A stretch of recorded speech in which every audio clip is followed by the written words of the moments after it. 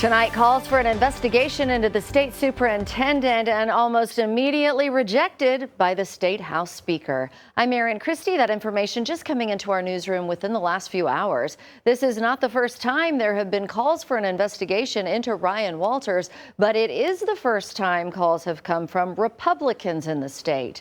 2 News Oklahoma's Samson Tamajani has more on the latest divide and why some in Walters' own party are saying enough is enough. He's in the studio with us. Samson?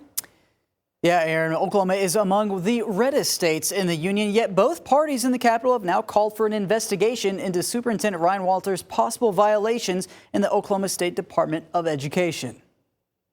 Just asking for an investigative committee to give the authority to look into wrongdoing, because again, that is our job. In the latest example of state lawmakers taking a stand against Ryan Walters, Representative Mark McBride of Moore submitted an open letter to House Speaker Charles McCall asking to authorize a, quote, special investigative committee on the State Department of Education.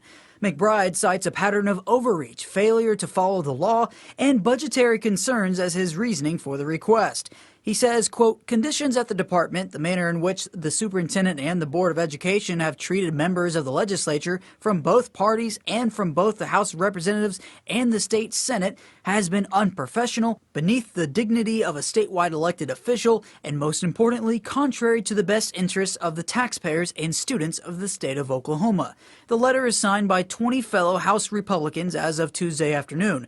One is Ty Burns of Pawnee. These problematic leadership tactics aren't going to move the needle in the right direction that we need to go. Representative Burns, a former U.S. history teacher, argues the goal is not to impeach Walters, but to seek documentation needed to decide if impeachment is necessary. Without having this special investigative committee, we don't really have the authority that we need sometimes to get the documentation that we need, which is kind of the point of establishing the committee. The House Speaker responded within hours of the letter and says he hasn't received any requests for action from the Senate and points out the legislature does not conduct criminal investigations. Only the Attorney General can do that. Walters himself responded in another statement Tuesday afternoon, including, quote, we are working to undo years of political activism and indoctrination in our public schools, and it's no surprise those pleased with the status quo enforced by teacher union control of the classrooms are threatened and upset by our reforms.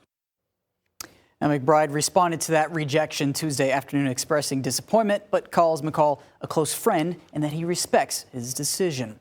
Live in studio, Samson Tamajani, 2 News, Oklahoma. Thank you, Samson. We have full statements and the letters involved in this story for you to read in full on our website, kjrh.com.